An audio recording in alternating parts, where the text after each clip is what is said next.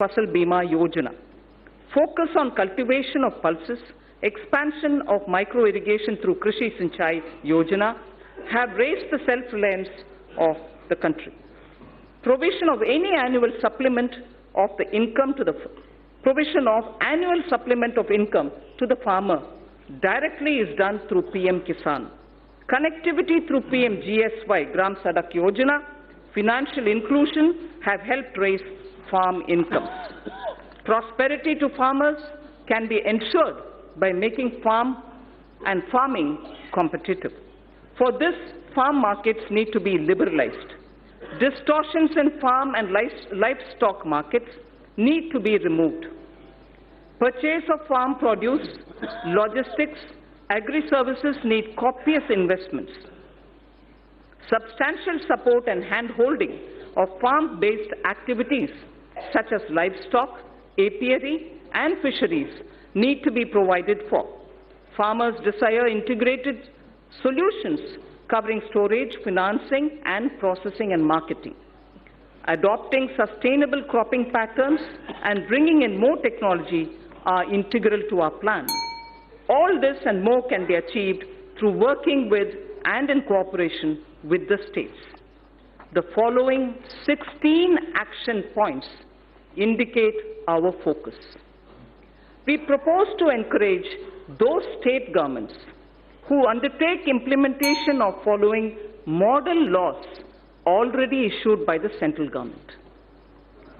My first of the action points, 16 action points, but the first one is to encourage those state governments who undertake implementation of following model laws which are already passed and issued by the central government.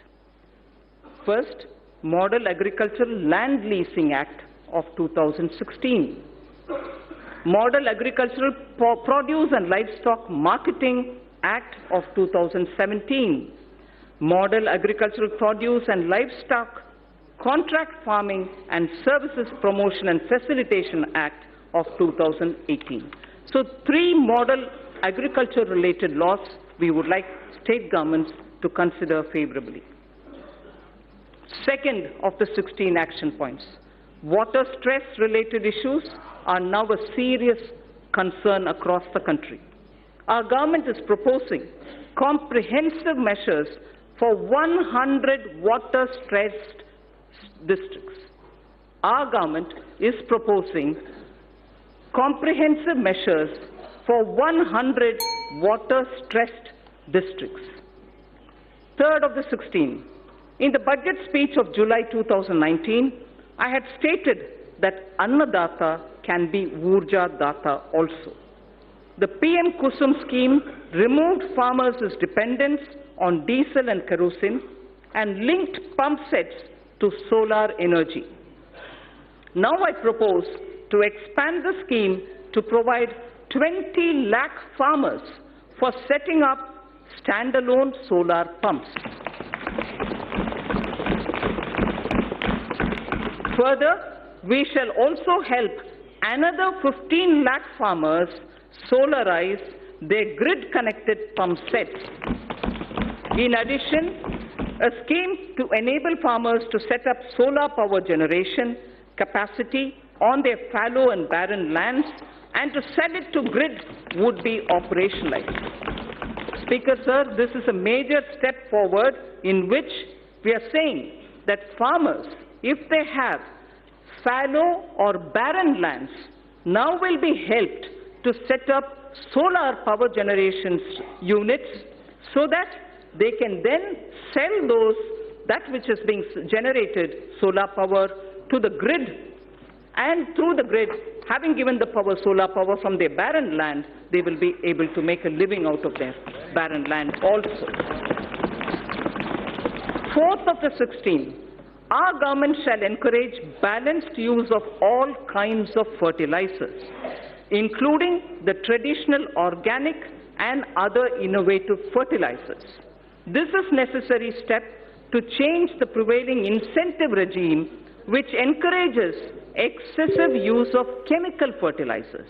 So this is an important point. I'd like to repeat it. This is a necessary step to change the prevailing incentive regime which encourages excessive use of chemical fertilizers. Honorable Speaker, sir, in Tamil Nadu, there was a very wise old woman saint poet who lived more than 3,000 years ago. And she had used every letter of the Tamil alphabet to teach children moral stories. Not stories, moral lines. Each line was only 3-worded ones. They were very simple ones. They are called Aati Chudi, written by Avvayar. Whilst talking about effective use of land, taking care of your land, removing weeds and making sure you tend to it properly, she had just used 3 words in a little sentence, which says it all. And that's exactly what our Prime Minister is aiming to achieve, so that the farmlands are used with proper manure, not excessive manure, and limited water to grow their grains. Bhumi Tirutti Un is the line from Aati Chudi, which was said by a saint poet, a woman called Avvayar. Bhumi Tirutti Un. First, tend to your land, take care that you're not excessively leaving it, and then trying to take a crop out of it. So the 5th point out of my 16 action points. India has an estimated capacity of 162 million metric tons of agri-warehousing, cold storage, reefer van facilities, and so on. NABARD will undertake an exercise to map and geotag them. In addition, we propose creating warehousing in line with Warehouse Development and Regulatory Authority WDRA norms. Our government will provide viability gap funding for setting up such efficient warehouses in the block or taluk level. This can be achieved where states can facilitate with land and are on PPP mode. Food Corporation of India and Central Warehousing Corporation shall undertake such warehouse building on their own land too. 6th action point. As a backward linkage, a village storage scheme is proposed to be run by SHGs. This will provide farmers a good holding capacity and reduce their logistics cost. Women SHGs can avail of Mudra or NABARD assistance and regain their position as Dhanya Lakshmi. We've heard of Dhana Lakshmi often, and many of us are familiar with Dhanya Lakshmi, and I'm sure many of us do recall the days when women in the villages were the ones who kept the seed for the entire village, and they would distribute seeds as and when a farmer required it. So we would like to restore women SHG groups to play that role or at the village level as Dhanya Lakshmis, being assisted by Mudra and being assisted by NABARD. To build a seamless national cold supply chain for perishables inclusive of milk, meat and fish, the Indian Railways will set up a Kisan Rail through PPP arrangements. There shall be a refrigerated coaches in express and freight trains as well, so that perishable goods can be quickly, easily within the country transported, and the benefit will accrue to the farmers. Krishi Udan will be launched by the Ministry of Civil Aviation, not just trains. Krishi Udan will be launched by the Ministry of Civil Aviation on international and national routes. This will immensely help improve value realization, especially in Northeast and in the tribal districts. Horticulture sector. So this is very important. Point number 9 of the 16th. Horticulture sector with its current produce. It's a very important point, sir. Horticulture sector with its current produce of 311 million metric ton exceeds the production of food grains. Horticulture exceeds the production of food grains. For better marketing and export, we propose supporting states which, adopting a cluster basis, will focus on one product, one district, so that a high focus is given at the district level for products in horticulture to really gain that momentum. 10th of the 16 action points. Integrated farming systems in rain-fed areas shall be expanded. Multi-tier cropping, beekeeping, solar pumps, solar energy production in non-cropping season will be added. Sir, I had mentioned in my July budget, zero budget natural farming. That shall also be included in our activities. The portal on Jaivik Kheti, online national organic products market, will also be strengthened. So the next point, the 11th, financing on negotiable warehousing receipts, ENWR, has already crossed more than 6,000 crores. Financing on negotiable warehousing receipts.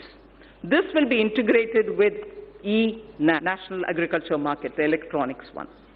The next point is the 12th of the 16. Non-banking finance companies and cooperatives are active in the agriculture credit space. The NABARD refinance scheme will be further expanded. Agricultural credit target for the year 2021 has been set at 15 lakh crores, 15 lakh crores, agricultural credit availability.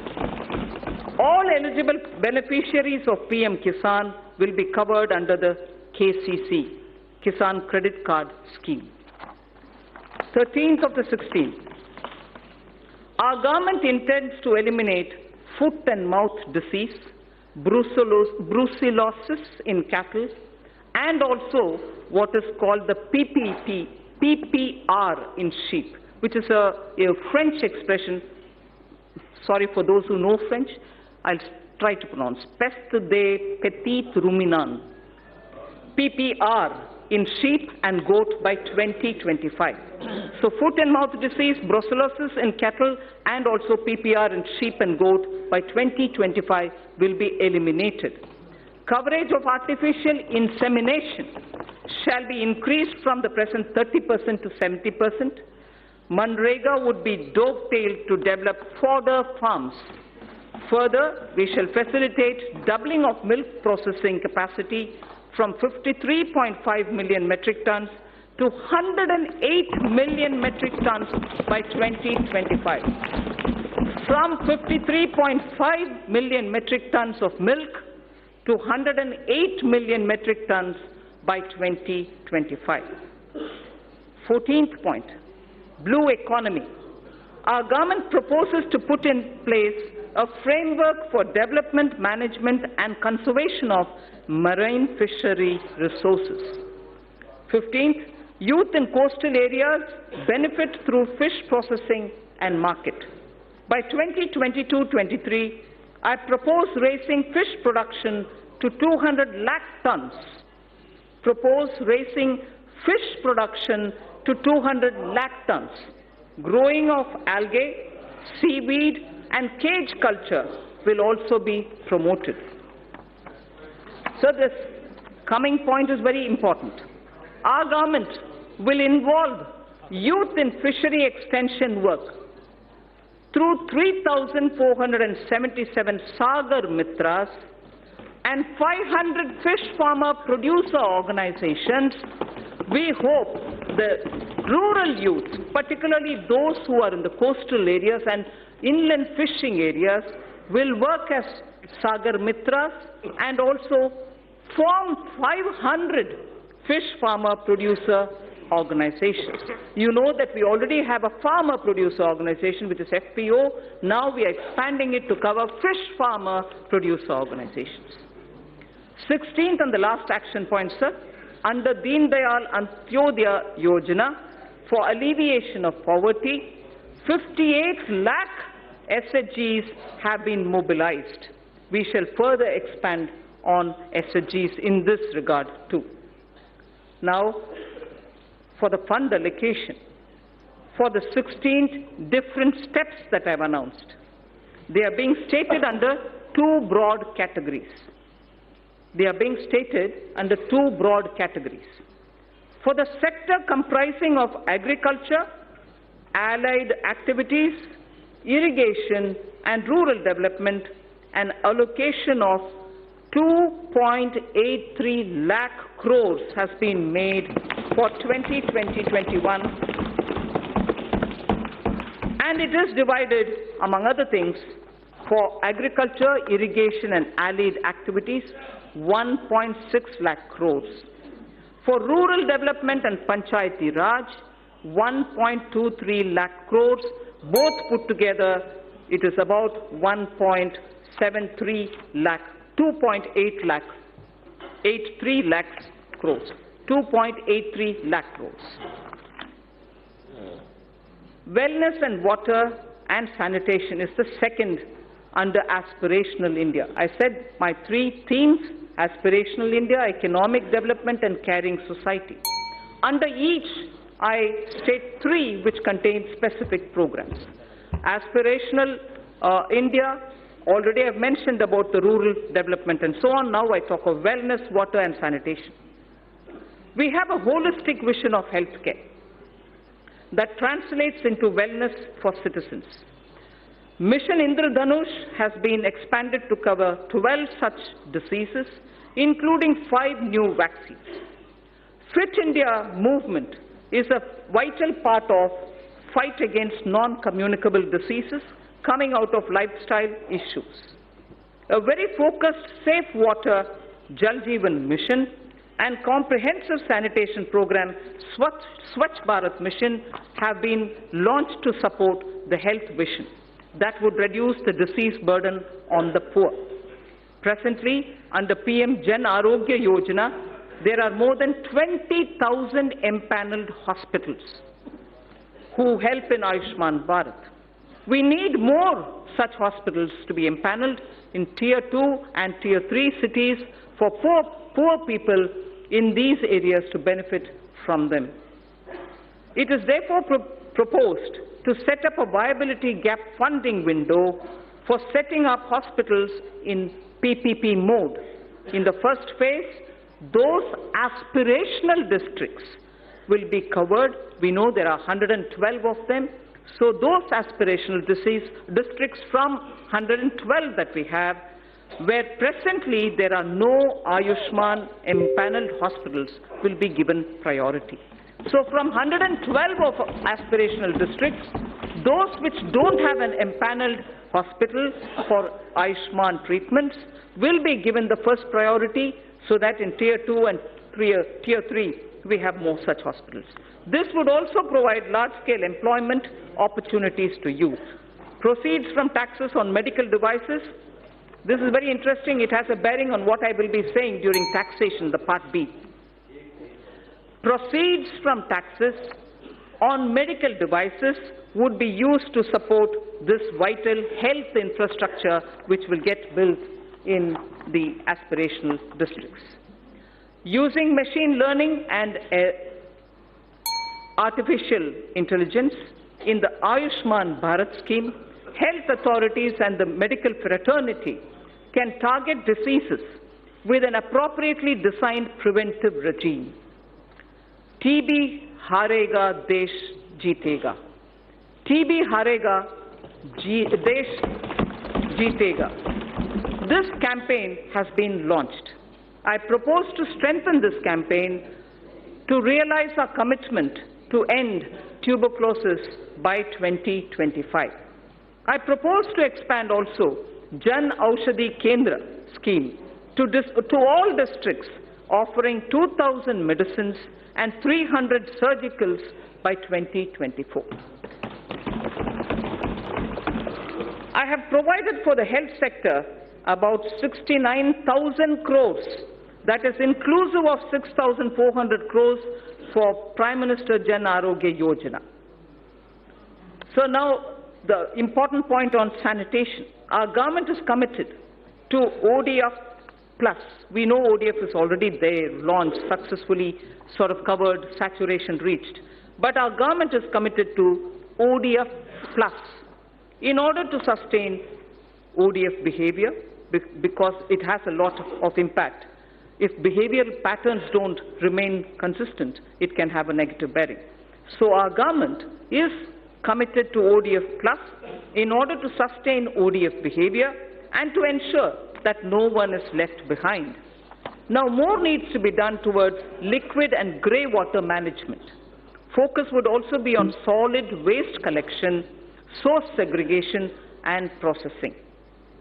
The total allocation for Swachh Bharat mission is about 12,300 crores for this year, 2020-21. Aiming to provide piped water supply to all households, Prime Minister announced from the Red Fort the Jal Jeevan mission. Our government has approved 3.6 lakh crore for this mission. 3.60 lakh crore for this mission is being approved. This scheme also places emphasis on augmenting local water resources, recharging existing sources, and will promote water harvesting and desalination. Cities over 1 million population will be encouraged to meet this objective during the current year itself. During the year 2021, this scheme would be provided a budget exclusively of 11,500 crores. So I now move to the third under Aspirational India, education and skills. The third and the final item under Aspirational India is education and skills. By 2030, India is set to have the largest working age population in the world. Not only do they need literacy, but they need both job and life skills. Dialogues have been held with state education ministries, members of parliament and other stakeholders about education policy. Over 2 lakh suggestions were also received. The new education policy will be announced soon. It is felt that our education system needs greater inflow of finance to attract talented teachers, innovate and build better labs. Therefore, steps would be taken to enable sourcing external commercial borrowings and FDI so as to deliver higher quality education. Students in general stream, as opposed to those in services or technology stream, sciences and technology stream, need their employment opportunities improved. About 150 higher education institutions will start apprenticeship embedded degree diploma courses by March 2021. The government proposes to start a program whereby urban local bodies across the country would provide internship opportunities to fresh engineers for a period up to 1 year. So local bodies, as you know, do undertake a lot of public work program, and their manpower is also limited. But yet, young engineers who are ready to serve for the purpose of learning how it is to work with the government are also going around seeking opportunities. So here we have created an opportunity by saying urban local bodies should now give opportunity for fresh engineers so that they can help them plan better and in turn also learn as an intern under the local bodies. So this is for a period of 1 year that we've opened up.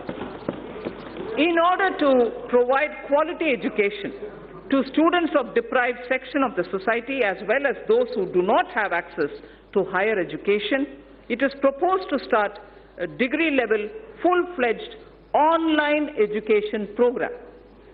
This shall be offered only by institutions who are ranked within top 100 in the National Institutional Ranking Framework. Initially, only a few such institutions would be asked to offer such programs. Sir, India should also be a preferred destination for higher education. Hence, under its Study in India program, an IND SAT exam is proposed to be held in Asian and African countries. It shall be used for benchmarking foreign candidates who receive scholarships for studying in Indian higher education centers. A national police university and a national forensic science university are being proposed in the domain of policing science, forensic science, and cyber forensics. There is a shortage of medical doctors. There is a shortage of qualified medical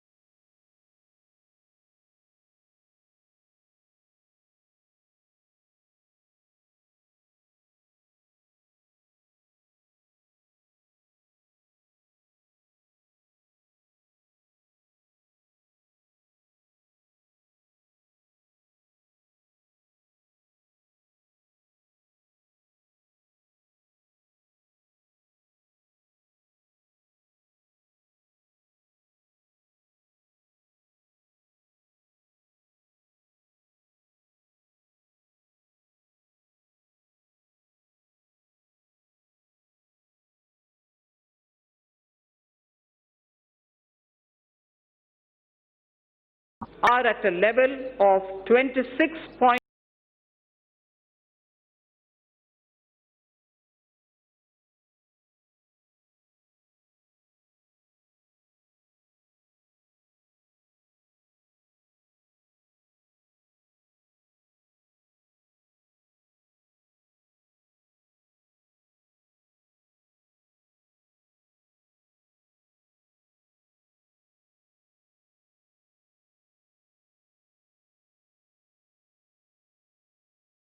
GDP for the year 2020-21 on the basis of trends available at 10%.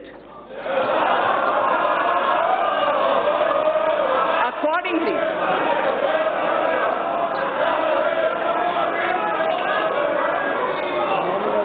we have estimated. Sir, let me finish, sir.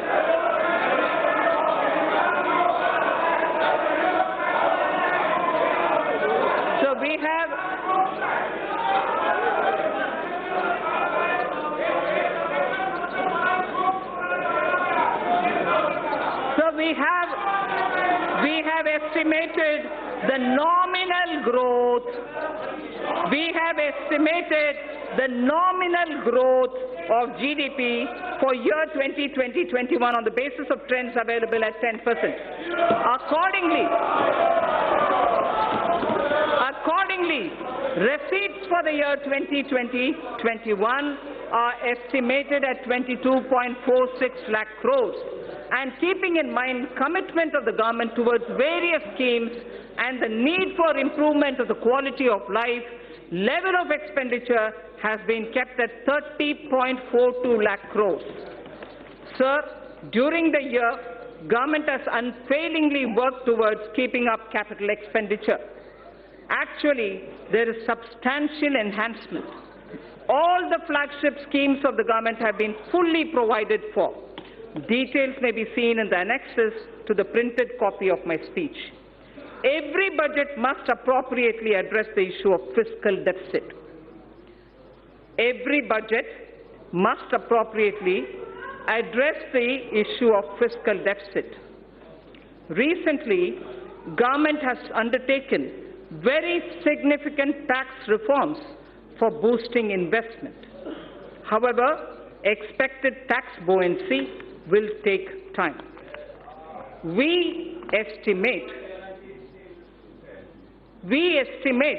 a fiscal deficit of 3.8% in RE 2019-20 and 3.5% for BE 2020-2021.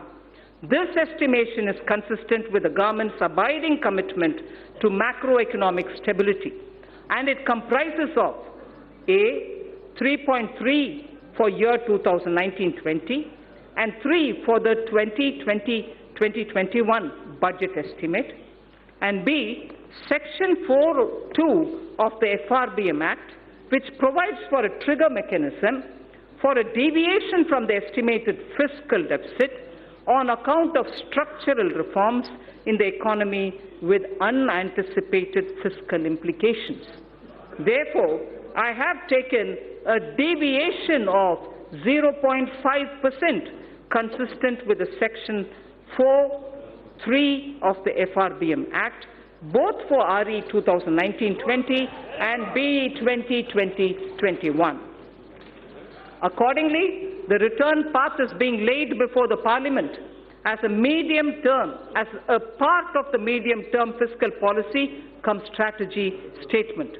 This fiscal path commits us to the path of fiscal consolidation without compromising the needs of investment out of public funds.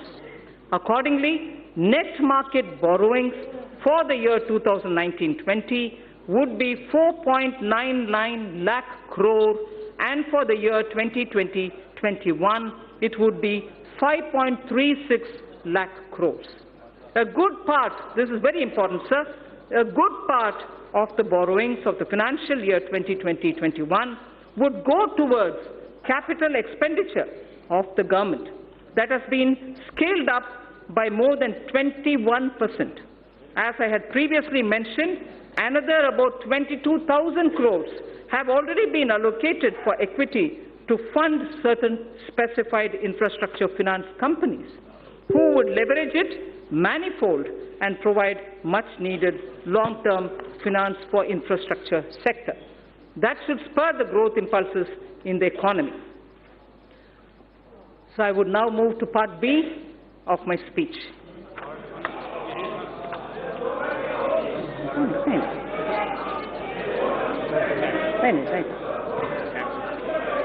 Direct tax.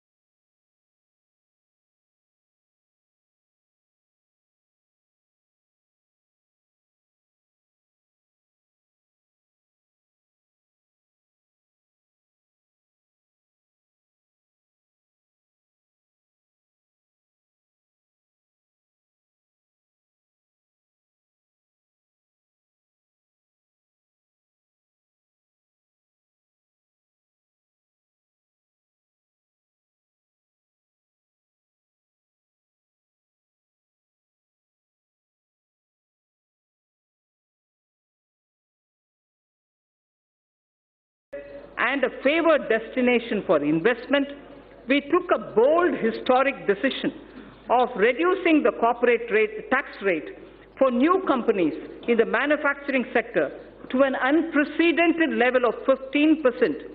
Similarly, for the existing companies, the rate has also been brought down to 22%, which is the lowest in the world now. This will enable companies to expand their businesses and make fresh investments in the coming future. Though we will have loss of substantial revenue due to these measures in the short run, I am certain that our economy will reap huge returns on this score in due course.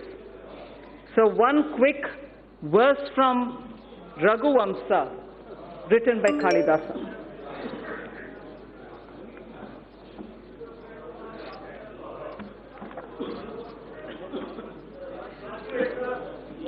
Prajanam eva bhutyartham satabhyo balim agrahit. Prajanam eva bhutyartham satabhyo balim agrahit. Sahasra gunam utsrashtam adatte hi rasam ravihi. Surya, the sun, collects vapor from little drops of water. He collects only from little drops of water. So does the king. They give back copiously. They collect these from the people only for their well-being. So the collection of taxes or the vapor from the water drops are only from small trickles, but they all go back to the people manifold. So the purpose of taxation and also the way in which it is done has been voiced even then. And this, in Raghuvamsa, refers to the Purvaja or the elders belonging to Ikshvaku dynasty, father of Ayodhyapati Rama, Dilipa, grandfather. It refers to Dilipa, the king. So in continuation of the reform measures already taken so far, the tax proposals in this budget will introduce further reforms to stimulate growth, simplify tax structure, bring ease of compliance, and reduce litigation. Personal income tax and simplification of taxation. So in the interim budget of 2019, our government exempted individuals having income up to 5 lakh of rupees from paying any income tax. Presently, an individual pays 20% on income between 5 lakh and 10 lakh and 30% on income between 10 lakh. That's the prevailing matrix. Further, currently the Income Tax Act is riddled with various exemptions and deductions which make compliance by the taxpayer and administration of Income Tax Act by the tax authorities a burdensome process. It is almost impossible for a taxpayer to comply with income tax law without taking the help from professionals. In order to provide significant relief to the individual taxpayers and to simplify the income tax law, I propose to bring a new, simplified personal income tax regime wherein income tax rates will be significantly reduced for the individual taxpayers who forego certain deductions and exemptions. Under the new regime, sir, an individual shall be required to pay tax at the reduced rate of 10% for income between 5 lakhs to 7.5 lakhs against the prevailing 20%. So, anyone who's earning between 5 to 7.5 lakhs, sir, today pays 20%. We are now reducing it in the new regime, which is devoid of exemptions, to 10% only.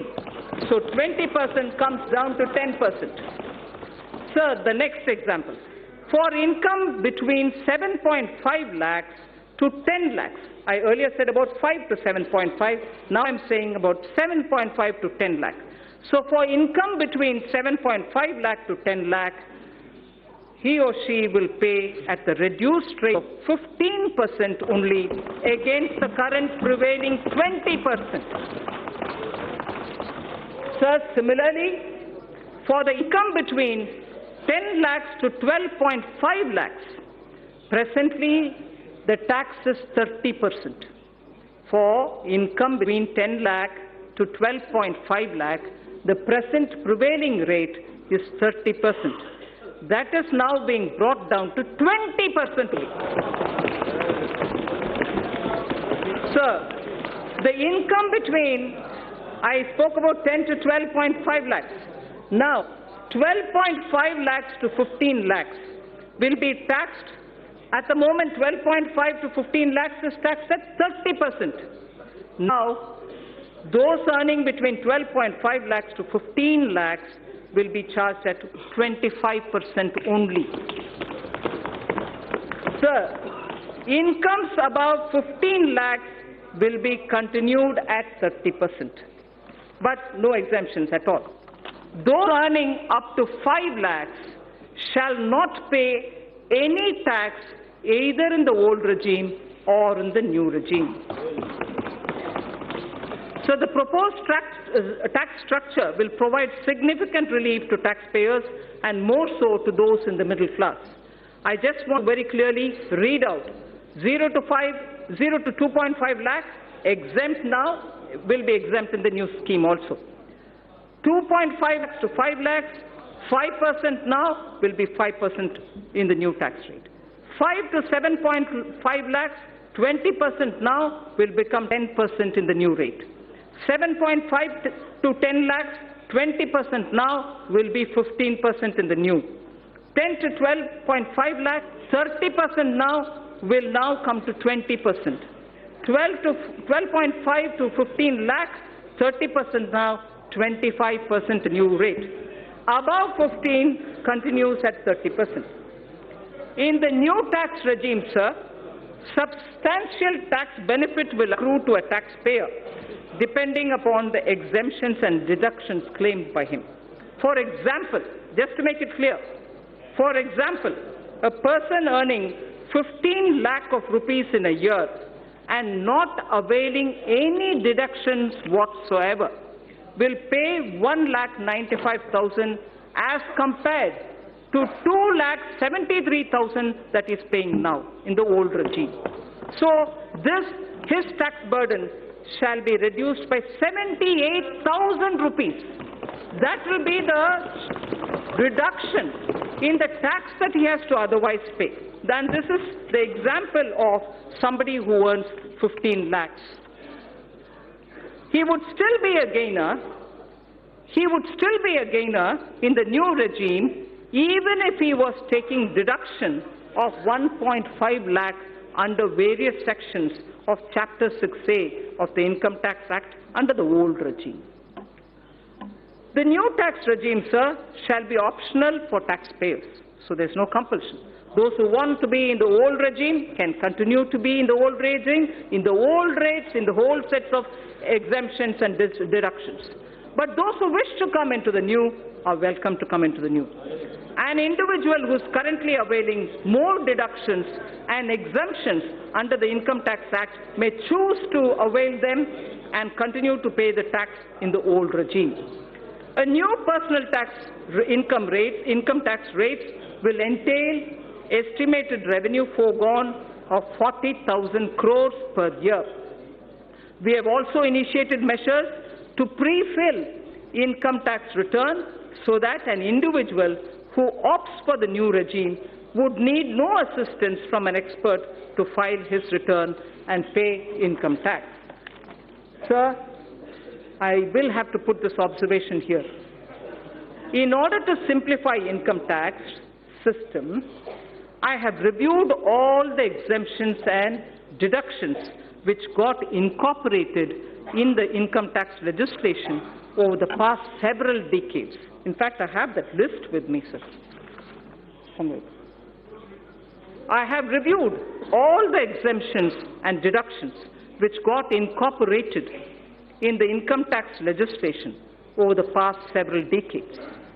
It was surprising to know that currently more than 100 exemptions and deductions of different nature are provided in the Income Tax Act. No wonder the code is like this, the book. I have removed around 70 of them. I have removed around 70 of them in the new simplified regime. We will review and rationalize the remaining exemptions and deductions in the coming years, with a view to further simplifying the tax system and lowering tax rates. Sir, the dividend distribution tax. Currently, companies are required to pay dividend distribution tax on the dividend paid to its shareholders at the rate of 15% plus applicable surcharge and cess in addition to the tax payable by the company on its profits. It has been argued that the system of levying DDT results in increase in tax burden for investors and especially those who are liable to pay tax less than the rate of DDT if the dividend income is included in their income. Further, non-availability of credit of DDT to most of the foreign investors in their home country results in reduction of rate of return on equity capital for them. In order to increase the attractiveness of the Indian equity market and to provide relief to a large class of investors, I propose to remove the DDT and adopt the classical system of dividend distribution tax, under which companies would not be required to pay DDT. The dividend shall be taxed only in the hands of the recipients at their applicable rates. Further, in order to remove the cascading effect, I also propose to allow deduction for the dividend received by holding company from its subsidiary. The removal of DDT will lead to estimated annual revenue foregone of 25,000 crores. This is another bold move, sir, which will further make India an attractive destination for investment. Sir, a concessional rate for electricity generation companies. In order to give boost to the manufacturing sector, new provisions were introduced in September 2019, offering a concessional corporate tax rate of 15% to the newly incorporated domestic companies in the manufacturing sector, which start manufacturing by March 31st, 2023, the corporate rate cut which happened in September. In order to attract investment in power sector, I propose to extend the concessional corporate tax rate cut down to 15% to new domestic companies engaged in the generation of electricity as well. So that corporate rate, which came down to 15% for the new manufacturing companies, will now be available even for power generation companies too. So tax concession for foreign investments. In order to incentivize the investment by foreign sovereign wealth funds of foreign governments in the priority sector, I propose to grant 100% tax exemption to their interest, dividend and capital gains income in respect of investment made in infrastructure and other notified sectors before 31st March 2024 with a minimum lock-in period of 3 years. Honourable Speaker, sir, in order to make available foreign funds at lower cost, I propose to extend the period of concessional withholding rate of 5% under Section 194 LC for interest payment to non-residents in respect of monies borrowed and bonds issued up to 30th June 2023. I also propose to extend the period up to 30th June 2023 for lower rate of withholding of 5% under Section 194 LD for interest payment to foreign portfolio investors and qualified foreign investors in respect of bonds issued by Indian companies and government securities. I further propose to extend the concessional rate of withholding of 5% under Section 194 LD to the interest payment made on the municipal bonds. In order to incentivize listing of bonds at IFSC exchange, I propose to further reduce the withholding rate from 5% to 4% on interest payment on the bonds listed on its exchanges. Startups. Startups have emerged as an engine of growth for our economy. Over the past year, our government has taken several measures to handhold them and support their growth. During their formative years, startups generally use Employee Stock Option Plan, the ESOP, to attract and retain highly talented employees. ESOP is a significant component of compensation for these employees. Currently, ESOPs are taxable as perquisites at the time of exercise. This leads to cash flow problem for the employees who do not sell the shares immediately and continue to hold the same for long term. In order to give a boost to the startup ecosystem, I propose to ease the burden of taxation on the employees by deferring the tax payment by 5 years or till they leave the company or when they sell their shares, whichever is the earliest. Further, an eligible startup having turnover of up to 25 crores is allowed a deduction of 100% of its profits for 3 consecutive assessment years out of 7 years. If the total turnover does not exceed 25 crore rupees. In order to extend this benefit to larger startups also, I propose to increase the turnover limit from existing 25 crores to 100 crores. Moreover, considering the fact that in the initial years, a startup may not have adequate profit to avail this deduction, I propose to extend the period of eligibility for claim of deduction from the existing 7 years to 10 years. So the corporate rate cut in September has led to a lot of cooperatives who are asking for level playing field. Cooperative societies play an extremely important role in our economy in facilitating access to credit, procurement of inputs, and marketing of products to their members.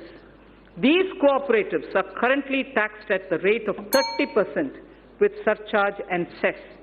As a major concession, and in order to bring parity between cooperative societies and corporates, I propose to provide an option to the cooperative societies to be taxed at 22% plus 10% surcharge and 4% cess with no exemption or deductions.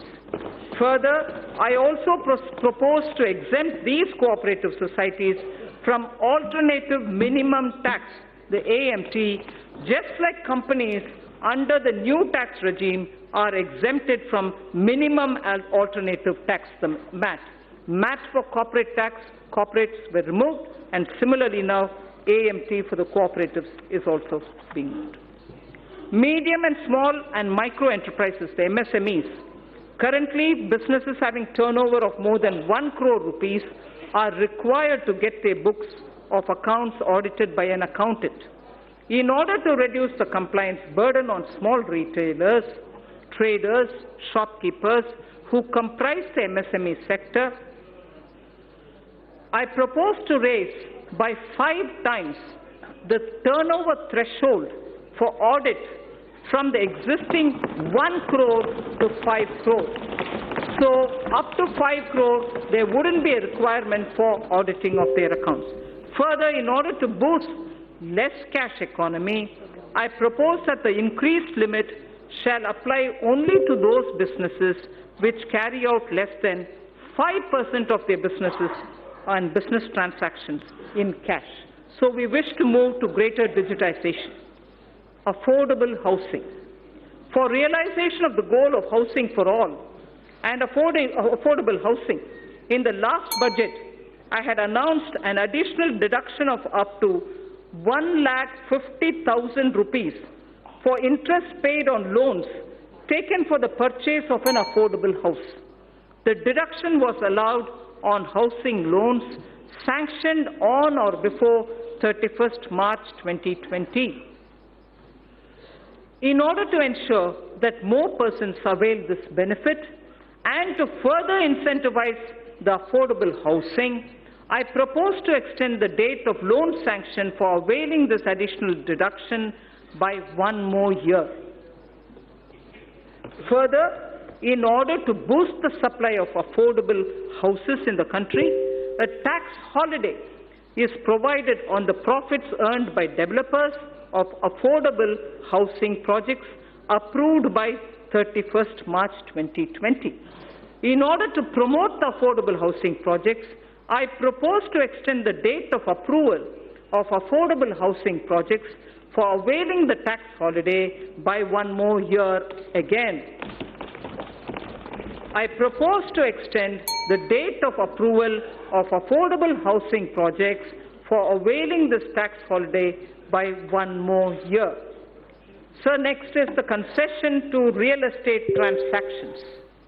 Currently, while taxing income from capital gains, business profits, and other sources in respect of transactions in real estate, if the consideration value is less than the circle rate by more than 5%, the difference is counted as income both in the hands of the purchaser and the seller. In order to minimize hardship in the real estate transaction and provide relief to the sector, I propose to increase the limit from 5% to 10%. Charity institutions. Acknowledging the important role played by the charitable institutions in the society, the income of these institutions is fully exempt from taxation. Further, donations made to these institutions are also allowed as deduction in computing taxable income of the donor. Currently, a taxpayer is required to fill the complete details of the donation done in the income tax return for availing deduction. In order to ease the process of claiming deduction for donation, it is proposed to pre-fill the donee's information in taxpayer's return on the basis of information of donations furnished by the donee. This would result in hassle-free claim of deduction for the donation made by the taxpayer. Further, in order to claim the tax exemption, the charity institution had to be registered with the income tax department. In the past, the process of the registration was completely manual and scattered all over the country. In order to simplify the compliance for the new and existing charity institutions, I propose to make the process of registration completely electronic, under which a unique registration number shall be issued to all new and existing charity institutions. To facilitate the registration, of the new charity institution, which is yet to start their charitable activities, I propose to allow them provisional registration of 3 years. Faceless appeals. Our government is committed to bringing in transformational changes so that maximum governance is provided with minimum government. In order to impart greater efficiency, transparency, and accountability to the assessment process, a new faceless assessment scheme has already been introduced. Currently, most of the functions of the income tax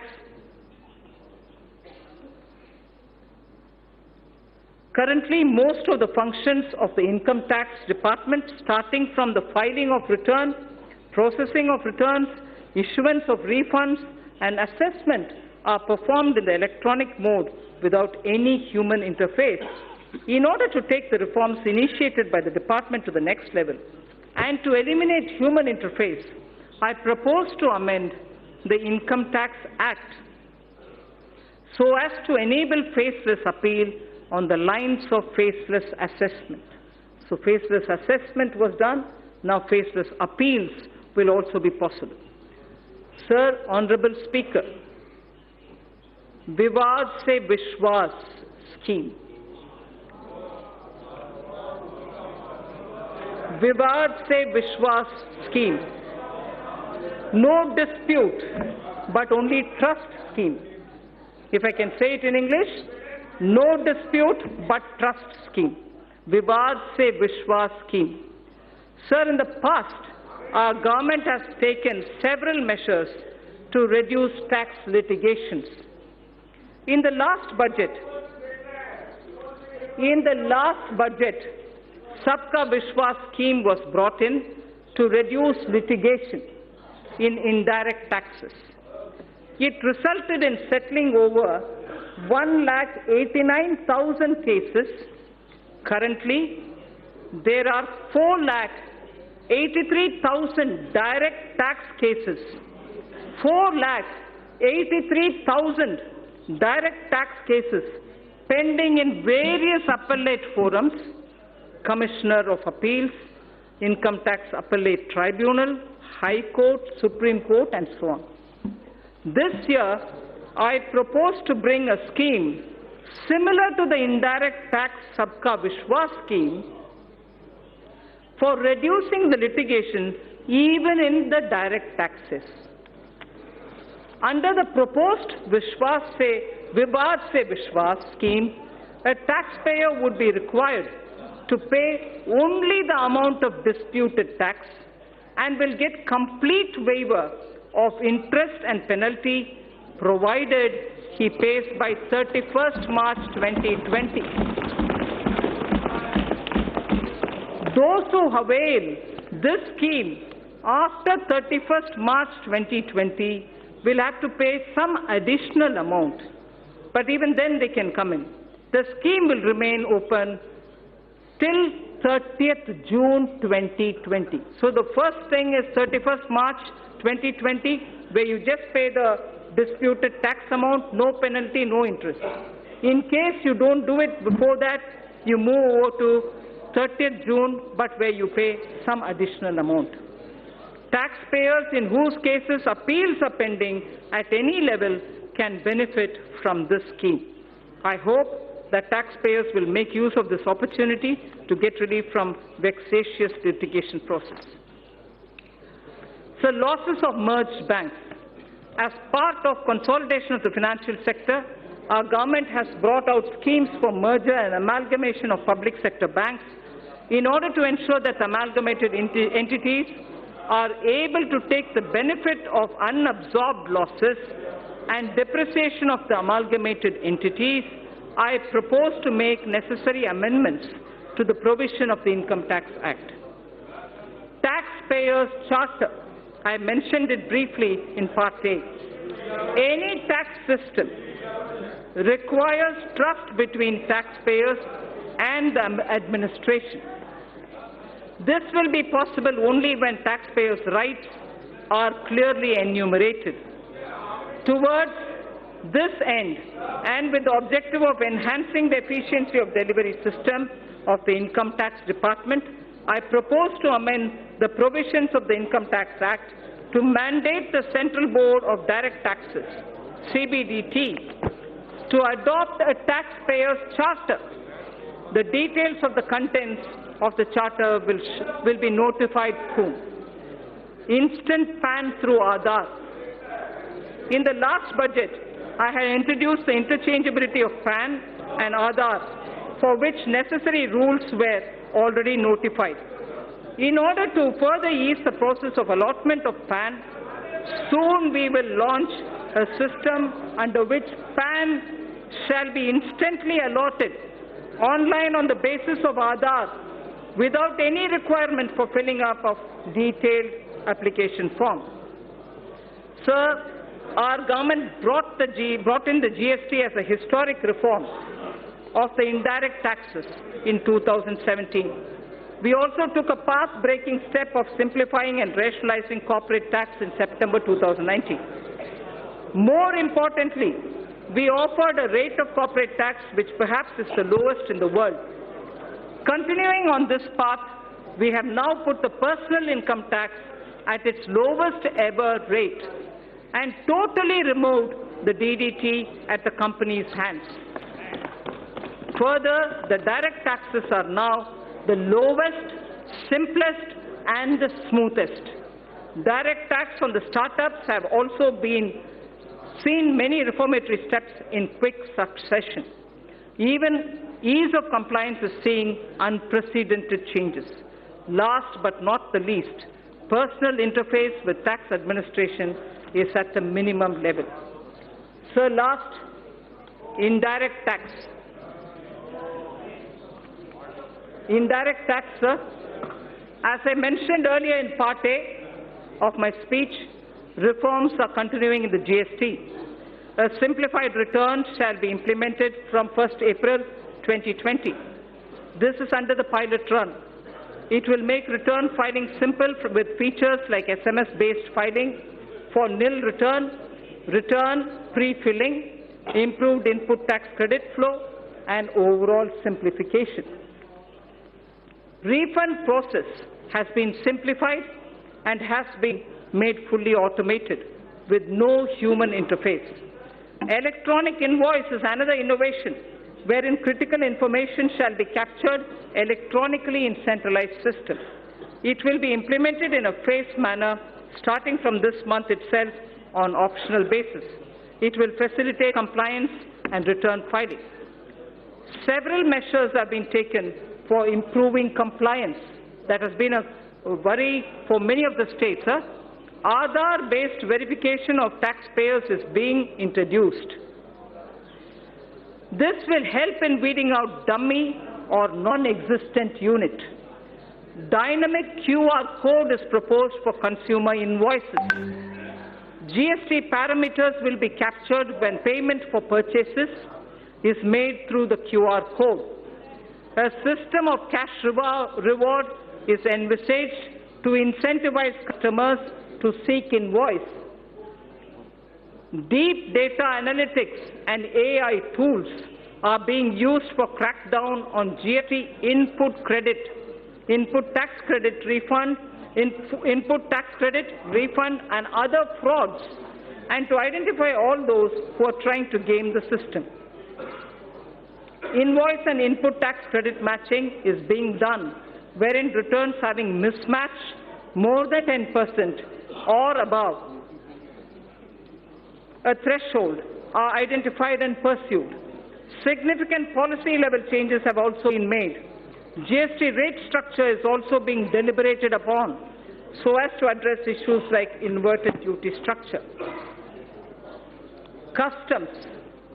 A number of measures have been taken for ease of doing business. India's quantum leap in the trading across border parameter of ease of doing business rankings by the World Bank is a testimony to these efforts. India's rank on this parameter improved from 146 to 80 in 2018 and further to 68 in 2019. Measures have also been taken for providing a level playing field to our domestic manufacturers, particularly the MSME sector, for securing our borders. It has been observed that imports under free trade agreements are on the rise. Undue claims of FTA benefits have posed threats to domestic industry. Such imports require stringent checks. In this context, suitable provisions are being incorporated in the Customs Act. In the coming months, we will review rules of origin requirements, particularly for certain sensitive items, so as to ensure that FTAs are aligned to the conscious direction of our policy.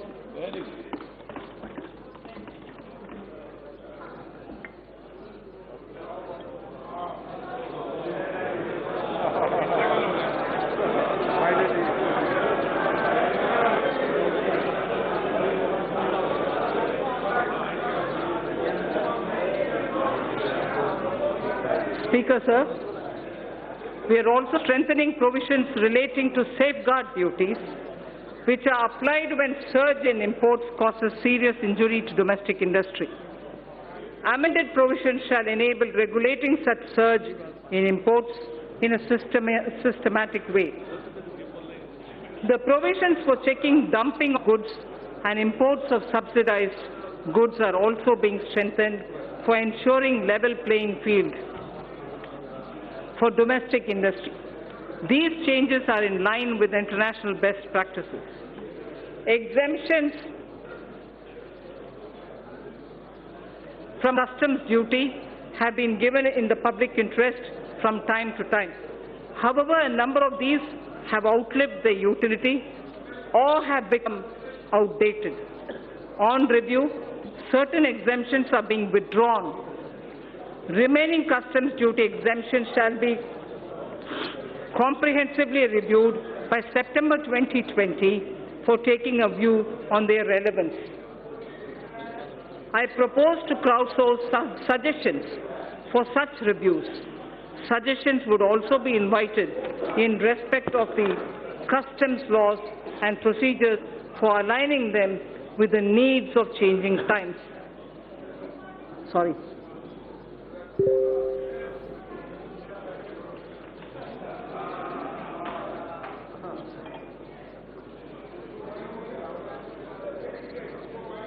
Labor-intensive sectors, MSME, are critical for employment generation. Cheap and low-quality imports are impediment to our growth. Special attention has been taken to put measured restraint on import of these items, which are being produced by our MSMEs with better quality. Keeping in view the need of the sector, customs duty is being raised on items like footwear and furniture. Our policy of Make in India has started giving dividends. Need more water.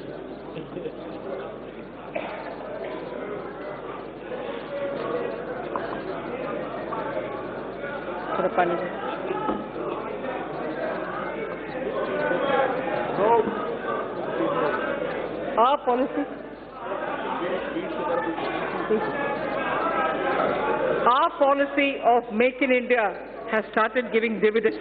India is now making world-class goods and exporting such products. We have made considerable progress in medical equipments too. Thank you. We have made considerable progress in medical equipment too. Till a few weeks back, we were dependent on imports for medical equipment. Now, not only we are manufacturing medical equipment, but also exporting them in large quantities. This sector deserves further fillip. Government has also been committed to provide health services to all. Ayushman Bharat has made it possible to achieve the twin objectives of giving impetus to the domestic industry and also to generate resources for health services. I propose to impose a nominal health cess by way of duty of customs on the imports of medical equipment, keeping in view that these goods are now being made significantly in India.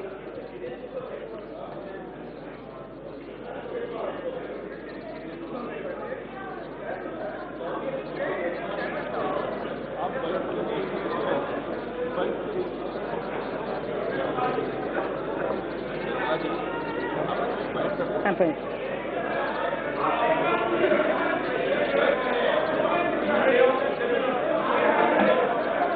No. There are only 2 more pages. To achieve the twin objectives of giving impetus to the domestic industry and also to generate resources for health services,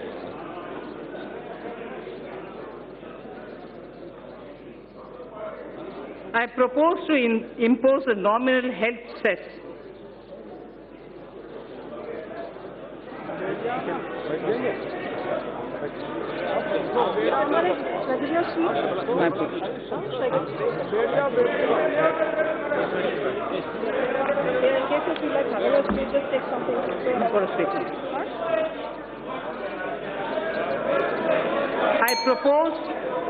I propose to impose a nominal health cess by way of duty of customs on the import of medical equipment.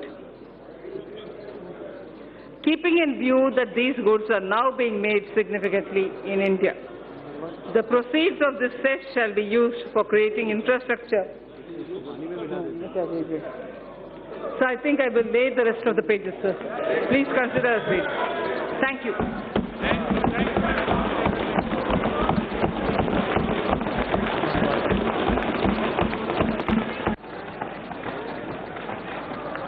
माननीय सदस्य please, माननीय सदस्य please अपने अपने स्थान पर।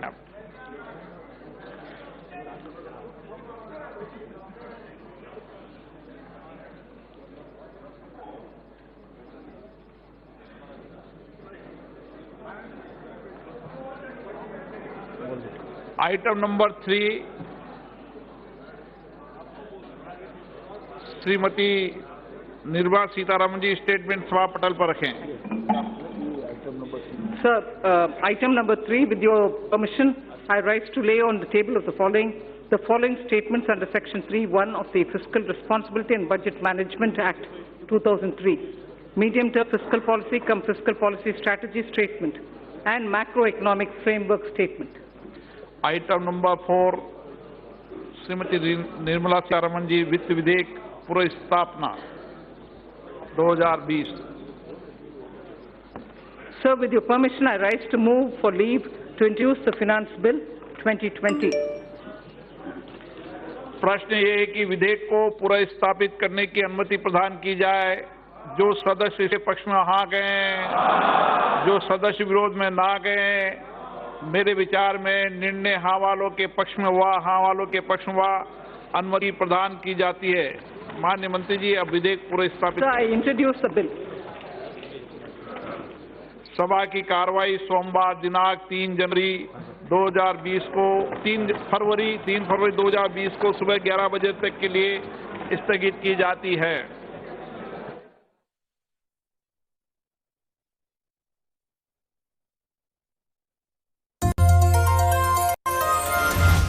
ரொம்பவே